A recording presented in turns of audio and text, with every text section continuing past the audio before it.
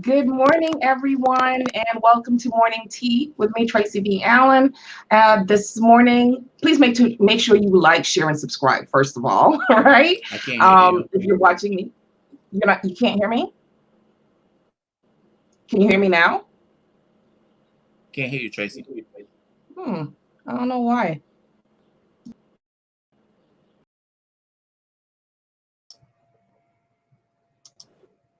Okay, can you hear me now? Yes, I can. Okay, great. Okay, again, welcome to Morning Tea with me, Tracy V. Allen. Make sure you like, share, and subscribe. This morning, I have with me Cameo Kyle. Cameo is the owner of Cameo Entertainment, and he is an entertainment manager as well. So we're going to talk a little bit about how he entered the entertainment industry and what he has learned, especially adjusting and pivoting with COVID-19. Okay, so Cameo, go ahead and introduce yourself to the audience and we're going to get started. Good morning, good morning, good morning. I'm Cameo Kyle. I'm Mm-hmm. from New York. We're based out of New York, but actually we do shows all over. Um, Comedy, male exotic, um, cruises. I've done everything from Madison Square Garden to the Apollo Theater. Pretty versatile. I've been doing this for at least 20 plus years without telling my age. Um, um, and it's been a real successful run. Okay. So how did you get started in the entertainment industry? Wow. So how did I get started in the entertainment industry? Again, like I said, I'm originally from New York, Harlem. Mhm. So Oh, it it all started with me going to partying, going to parties and partying. And so I used to give regular parties, just a regular DJ. Obviously, I used to try and MC and DJ. I found DJing was my niche, so okay. I was a DJ, and then I started noticing that DJs got paid pretty good money, but it looks like the promoter, the person that actually gave the party, Mhm. was the one who actually was pulling in most of the money. Right. Oh, that's where I wanted to be. So I started giving regular parties. I mean, and that's how I started, just Okay. regular giving regular parties. Uh-huh. Then, as far as the exotic entertainment, I was already giving parties. A friend of mine said, "Yo, my wife is getting married. They're having a little bachelorette party for her. Um, I was supposed to drop off something to this girl's house, which is really rare because usually bachelorette parties are like top secret. So we went over there. I went over there with him to drop off something important, and it was in a Uh-huh. girl's living room, girl's house, but it was like 30 girls. And I walk in, and they Uh-huh. had male stripper, and I was like, and the girls were just going crazy, like, and they were Uh-huh. just throwing money at them. This is in the privacy of her own home, and then a light bulb came up, and the male stripper, he was Caucasian, um, but the women were Hispanic and black, and I was like, Uh-huh. wow, and he didn't have any rhythm, unfortunately. I mean, this one didn't have any rhythm, so I was like, wow. Uh-huh. I wonder what I could do to kind of, again, hit the market and bring some ethnicity to this male strip thing. Uh-huh. So what I did was I started just searching some of the gyms. Um, it was funny. Back then it was a little easier, a little Oh, searching. really? Yeah. I would Even think that coach. today would be easier because it's like all over the Instagram and I think people are a little freer right now, no? No, I said 20 years ago. Mm. I've been doing it for 20 years. Yeah, I know. That's what I'm saying. Today, I would think it would be easier than it was Oh, 20 years today. ago. Yeah. Yes, today would be easier. Yes, today would Okay. be easier. So Uh-huh. back then it was a little harder. It was easy and hard at the same time because at the same time you wanted to make sure homophobia was a little higher. LGBT wasn't as accepted. So for a Right. guy to come up to a guy and say, "Hey, how would you feel about stripping?" It didn't go across that well. So that's how I started. Mhm. I don't have a problem in telling people and showing proof that I'm actually probably the person who started male exotic dancing in New York City as far as a group. So Okay. yeah, I go back from like I was probably the first Black Chippendales, all that. Wow. Okay. Okay. So you went ahead and you started, you got these men together, and then how did this progress? Like, how did you promote it? How fast did it grow? hmm Well, because I was already a party promoter, I kind of everything still goes along the same lines. Hmm. Um, you get the venue, um, and the smart way to do this is you get a venue, you have a budget, you stick to the budget. That's how you're successful. Yeah. You don't go and get a venue that's out of your price range Hmm. and put yourself in a hole immediately. So got the venue. Hmm. Um, some of those same girls that were at that bachelorette party, I spoke to them and I was like, "Hey, I'm giving a male strip show, a male review, but Hmm. this one has like mostly blacks and Latinos. How would you feel about that?" And I was like, "Oh my god, I would love to come." So had them tell a friend and them tell a friend, and I got a nice little team together of Hmm. just a team of people spreading the word, Hmm. and that was in, I'm gonna say, 86, 87. Wow. Yeah. Wow. I even thought I should have pulled them out. I wasn't prepared. I even have the flyers from that day too. Oh, So really? Wow. yeah, Okay. yeah. So Um, I always had a question. Why mhm. is it called a male review, but when it's women, it's called a strip show? Society, I got you. society, Because society, I've society. always wondered that. I'm like, okay, over here it's called a male review, but they're doing the same thing that the women do. But over here, we're going to call it a strip show. Yeah. Well, also because again, back then, if you said we're going to a strip show, then automatically people would automatically think, as you said, it's female. So they had to be Mhm. specific and let people know, no, this is not just a strip show. This is a male review. Okay. So. All right. And in the male reviews, there's no touching, just like in most high-end strip clubs, correct? It really depends on because we travel state to state. It really Mhm. depends on what state we're in. Um, Oh, we've been to certain states where you can't even gyrate, do sexual moves, and they'll stop the show.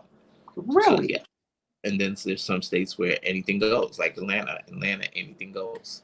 You can pick the woman up. You can put your face in her crotch area. You know, Um, so it depends on what states. Most states are pretty easy. Mhm. It's only a few states where you can't touch or anything like that. Oh, I didn't realize that. I didn't Yeah. realize the states had no touch rules. I thought it was based on the dancer themselves or the club.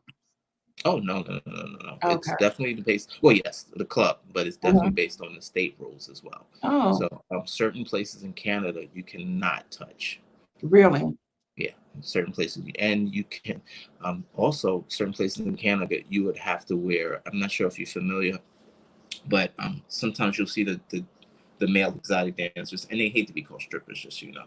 The male Okay. exotic dancers, they like to be called entertainers or male exotics. Okay. Um, they wear kind of like boy shorts Uh-huh. that are really tight. Yeah. So in Canada, you have to wear those. In some other states, you can wear something as it's called a thong, where you Yeah. can actually see the shape of everything. Right. So certain states are like that. You know. Okay. I had no idea. Do you do females as well, or do you only do male reviews? Oh no, I do females. I do LGBT. I'm Okay. females. I do uh Oh, I did see a flyer with an LGBT female on there. yeah, At least I yeah, think she is. Yeah. yeah. Not only just femme females, but right now I do stud females, which is um females that identify themselves more on the masculine side. Masculine. Mhm. So yes, I do that as well, which is actually big right now. Which Really? is actually bigger, is growing bigger than the male reviews. Really? Wow. And who's coming to this? Other females or both male and females? I only target females.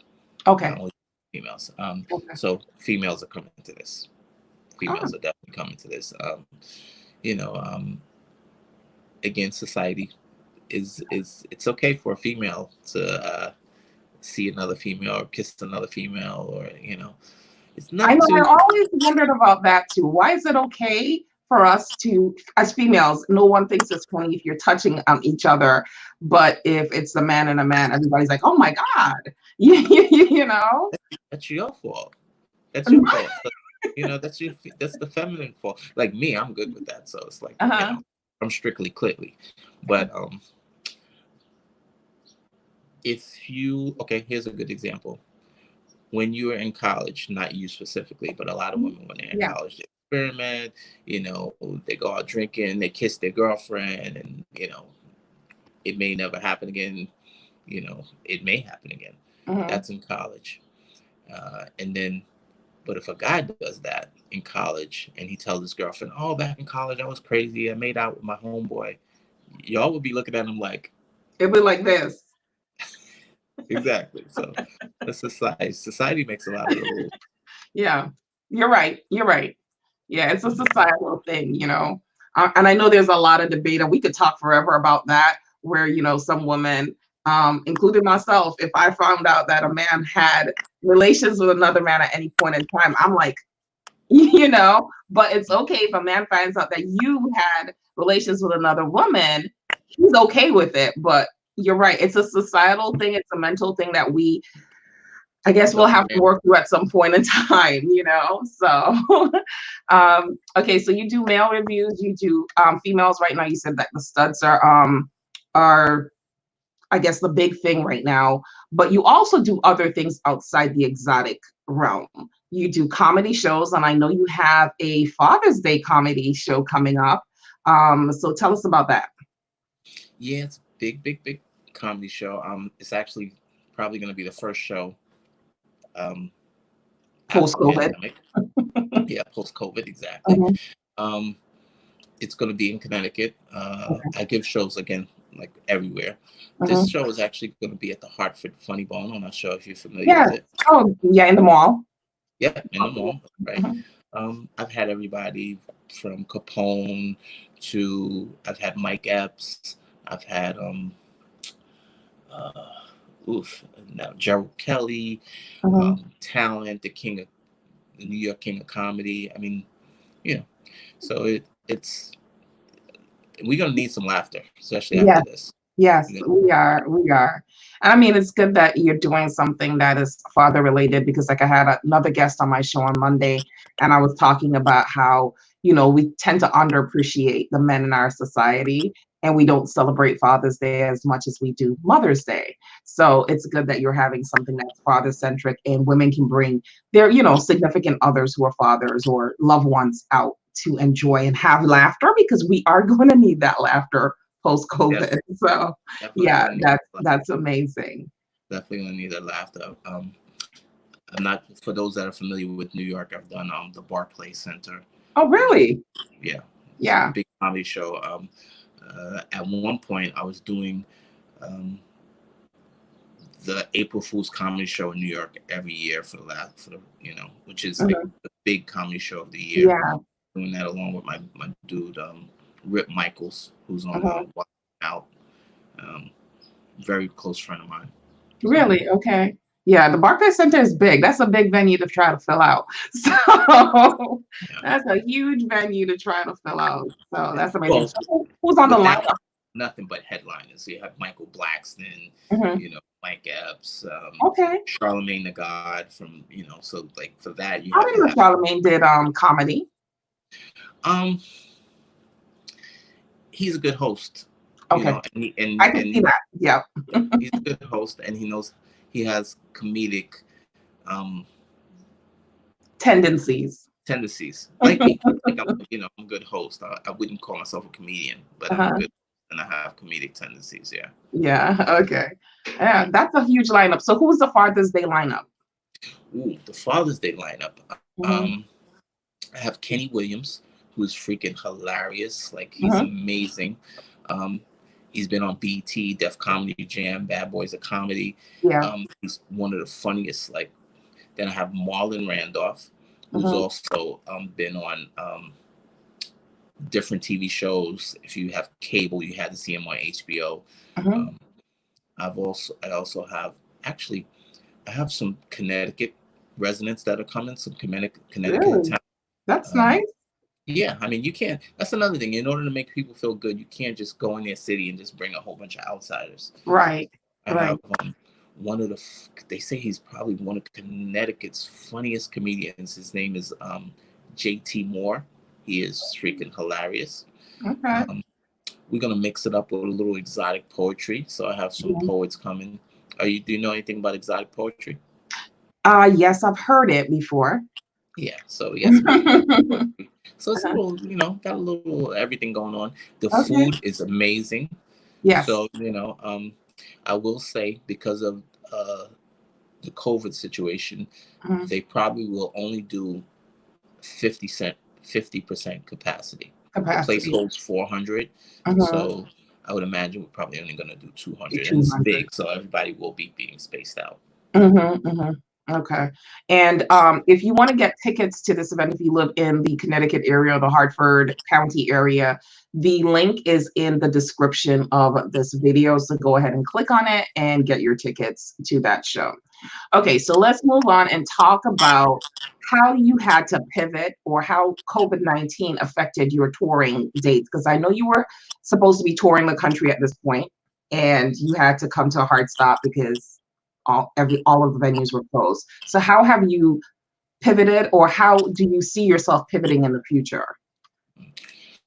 Well, it hit me pretty hard because, again, like I said, we've been doing this for a while. For the last, I'm gonna say last 3 years, we've been um, touring, Mhm. and last year we toured really, really, really big. It was like a real successful tour.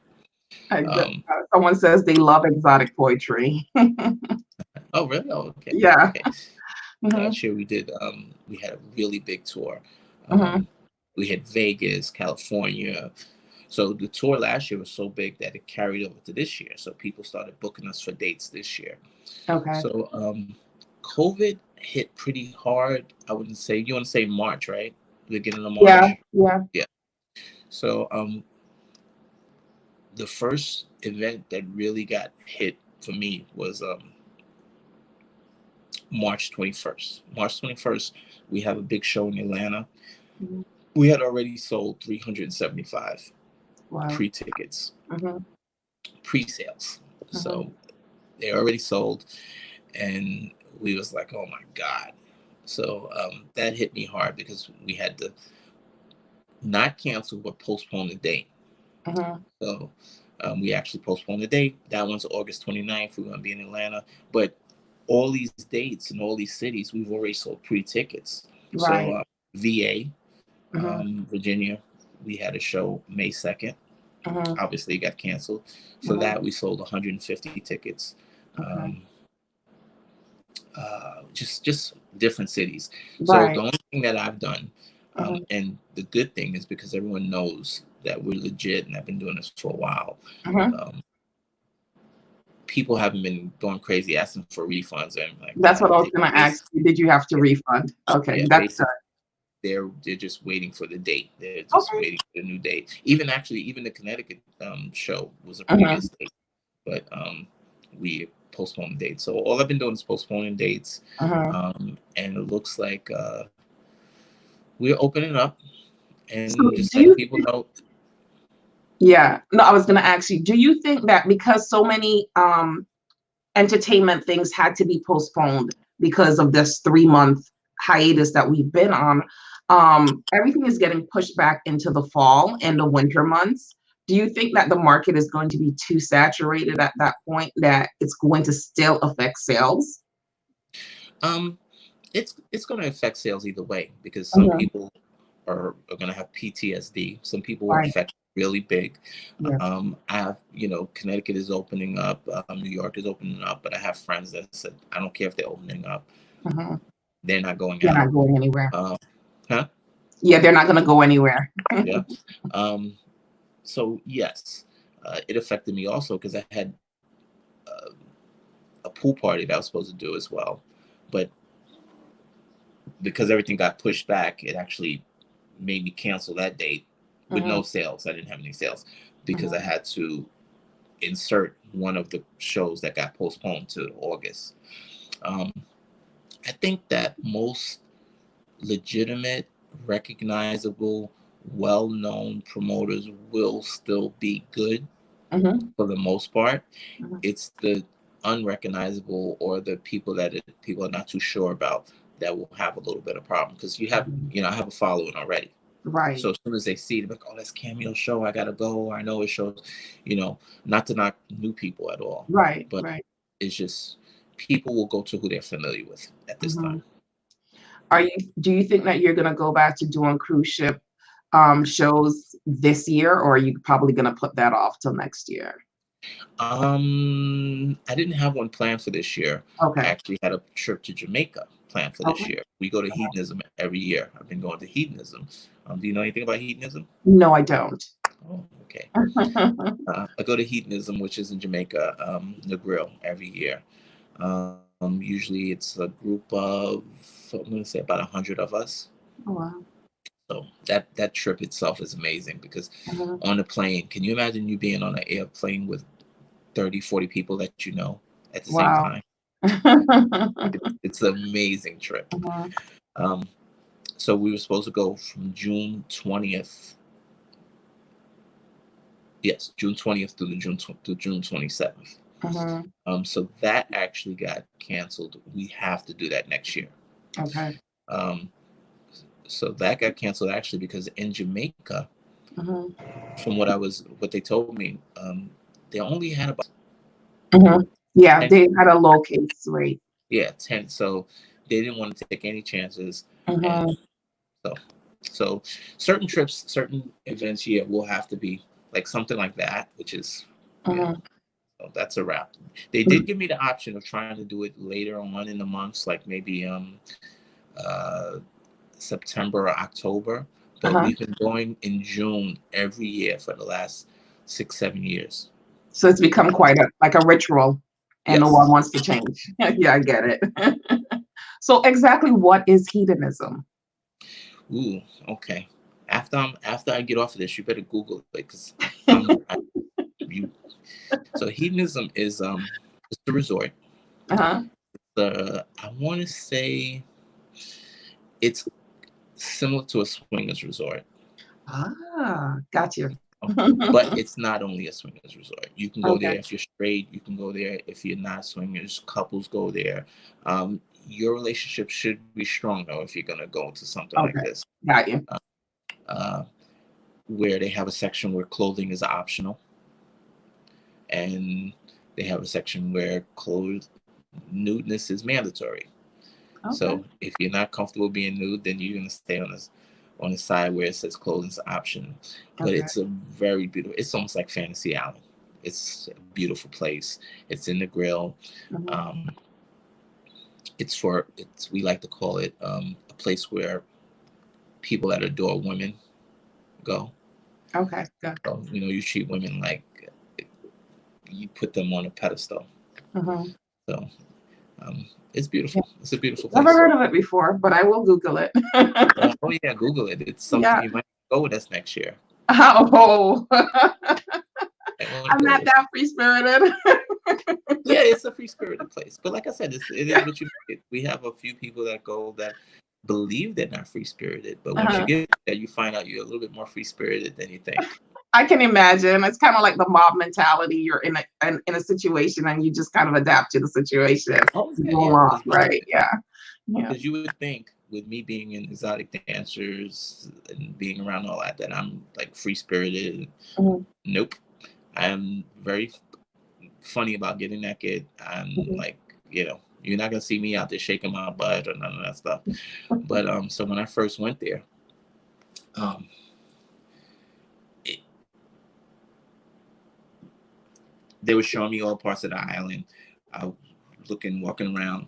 So I went to one part of the island, and or I should say the resort. I went to one part of the resort, And the guy comes over. He was like, "Take your clothes off right now."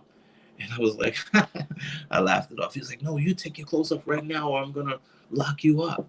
So I'm like, "Oh, like I don't know who this clown is. Mm-hmm. He's gonna have to like go somewhere." So somebody ran over and says, "No, you can get arrested on this side of the island. Really? You have your clothes on. You're supposed to take them off." I was like, "Oh, okay, okay, okay." I kindly just went to the other side of the resort. Yeah. Yeah, you would think that you would be willing to take your clothes off on the other side because you're in that industry, Yeah. right? No. I'm just I'm just recently getting more comfortable after, Mhm. like I said, after 5 years. So I'll go over there and take my clothes off in the nighttime, Okay. when everybody's in the jacuzzi. But Right. I'm not walking around broad daylight, free spirited. Mhm. That's I think. So one of the questions that I got asked, and I'm hoping that you can answer it for me, is that when some people went and searched your page and they saw that you were in the exotic industry, so they asked me, are all men or most men? Which it's kind of an ignorant question, but I'm still gonna ask because it was asked to me several times. Most of the men in the that are exotic dancers, are they straight or are they fluid? Oh, that is a that is an annoying question. I know. But But I was like, I don't know. I yeah, don't know. I'll ask when he's on here. yeah. No, Mhm, most of them are straight. mhm. Yeah, most of them men are straight. I'm sure there's a percentage that probably aren't. Right. Um, but I would have to say most of them are. 95% of the ones I've come in contact with and I work with Mhm. have been straight. I'll even go higher, 98%. Um, I think a lot of that comes out from different men because men are intimidated. Mhm. And I used to tell men, when they used to ask stuff like that or give derogatory remarks like, "Oh, my wife wants to go see those gay boys." I'm like, "Yeah, Right. he's gay until you come home and see your wife sleeping with him." So I think a lot of men start that stereotype of male strippers being gay. Okay. On average, how much can a male stripper make in a year? Like, what's the average salary of a male exotic dancer? They don't like to be Hmm. called strippers. The A male average exotic salary. dancer. Um, that's hard to pinpoint. It really depends on the dancer and what else he has going on. You have Mhm. some dancers, believe it or not, that are correction officers. Really? Yeah, yeah. I have a captain that's a correction officer. Okay. Um, And this is that a used to side be, gig. yes, it's a side gig. Okay. So and even on the weekends, he still makes good money. So Mhm. let's just say I'm going to give you an estimate. Um, this time right now actually is the busiest time. Really? Yes, Huh.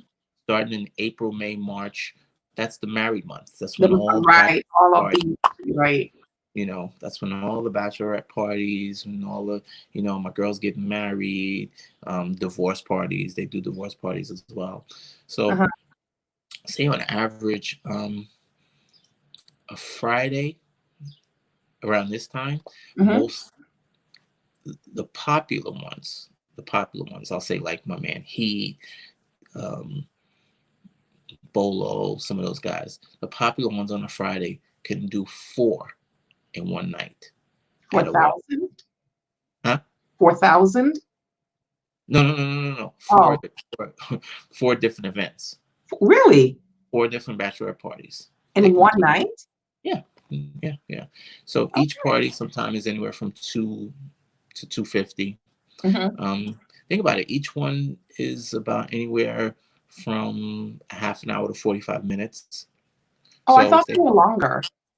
no, people Okay. always think they're longer. I don't know why they think. I get calls Yeah. like, how much is it for them to dance for an hour and a half? My best description is your favorite TV show, Law and Order, or whatever show you have, Uh, which is an hour. Can you imagine somebody dancing for that I whole know, hour? right? Yeah, for real. You're right. So, It so makes yes, sense. Yeah. Our stamina is not that high. yeah. So no one dances for about an hour. It's anywhere Mhm. from about, I would say, about a half to 45 minutes. Then, they take pictures and all that. So boom, think about it. So 250, and they Mhm. do about four, Mhm. 3 or 4. So you're talking about anywhere from 1,000 a night, and that's the popular ones. So then Okay. you say, and on Saturday they can do about 5 because Mhm. it starts early. Some of these shows start at like 5, 6 o'clock in the afternoon. Okay. So the Okay. less popular ones, um, they would do about maybe 2 on a Friday and maybe 2 on a Saturday. That's still pretty good money. Yeah, yeah, yeah. That's Then, more money than most people make at their jobs in a week. yeah. Then you have the full-time ones who actually they don't have a regular job. This is what they do full time. Uh-huh. They have certain clubs that they work in. They work in Monday through Friday. So I Uh-huh. would say those can make anywhere from about maybe 1,000 to 1,500 a week. Okay. That's not bad. That's not bad money at all. Yeah. So if you're their manager, can they still freelance on the side, or they're locked into a contract with you? And I don't like to use the word manager because when you take that title manager, then you're expected to do certain things, okay. and you have to, let me see what's the word, you just, when you're a manager, you are expected to have certain things and to provide certain things. Okay. I like to say I'm more of an advisor. Okay. Yeah, All right. advisor. You help them I have, get to the money, but you're yeah, not responsible for them getting to the money, basically. somewhat, yeah. Yeah. So when we do events where we're out of the state, then they're contracted. Okay. So I sign a contract and stuff like Uh-huh. that. But I don't want to be anyone's manager because then I'm in a position where I have to make sure they make money. Right. Yeah. Yeah, Yeah, yeah. So, definitely. so Definitely. yes, they do freelance, and I Mhm. encourage that. Okay. I mean, you know, All right.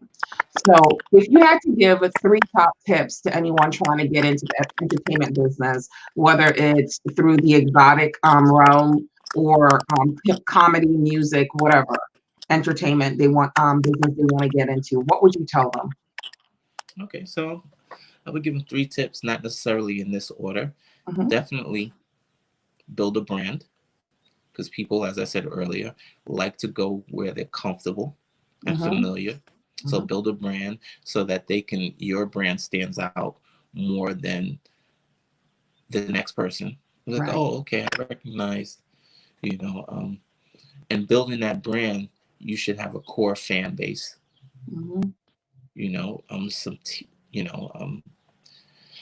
Definitely have a team. You Hmm. can't do it alone. You You need a cannot. team. You cannot do it alone. You need a team. Hmm. Um, whether it's starting out with 2 or 3 people, but you need a team. If you try to do everything yourself, Hmm. it's not going to work. So a team is important because someone that's with you may actually notice something that you may not necessarily see, Hmm. a downfall or something that they need that needs attention. Right. Because you're so busy trying to do everything, you may not see it. So a team is Hmm. important. So you want a brand, you want a team, Hmm. and like I said to you earlier, budget. Budget. Yourself a budget. Yeah. I think the budget derails a lot of people from success because they go Yeah, over the budget and then they're looking at the end of the event and they're like, well, I didn't make any money. And that's because you didn't set a budget and stick to the budget. So, yeah, right. You definitely. know, yeah, and try to project. So, in other words, if I wouldn't go secure a venue that costs $2,000 Hmm. if the venue only holds, I'm just going to use this number, 50 people or 60 people, Right.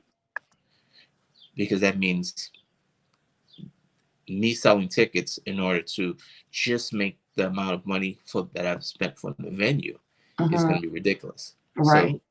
So, little things like that. You'd be surprised how many people will do stuff like that. They'll go get a venue that costs this amount, but the place only holds this amount. They're not taking into the account that they may have to buy liquor, Right. security, DJ, entertainment, etc. Hmm. Okay. So budgeting is essential to the success of anybody who's trying to enter into the entertainment business. Great, awesome. Eventually. So tell them again how they can get tickets to your Father's Day event here in Connecticut, because I think that's super important. I know the link is in the description, so you can go to the description and see it, but tell them again about the event, and then we're gonna wrap up. Okay. Super big comedy show, Father's Day. Mhm, Like Tracy said, we don't do too much for the fathers, for the men. mhm, But this is not just for the men. Comedy is like something we're gonna need. Women love comedy. Women love comedians. They love to laugh. yeah. It's gonna be a great event. So it's at the Hartford Funny Bone. Mhm, You can click the link in Tracy's bio, or you can actually go to the Funny Bone webpage, mhm, scroll down to the date, which is Father's Day, which is a Sunday. It's an early show, mhm. and you can purchase tickets that way. Okay, great. Cameo, thank you for being my guest today. You gave us some enlightening conversation. I think I learned a lot and dispelled a lot of myths as well. And you are welcome to come back here anytime you want to and have some more conversation with us. I All appreciate right. you. Thank you. You have a great day, okay? You too. All right, everyone. Thank you for joining me for morning tea today, and I will see you guys tomorrow. Have a great day.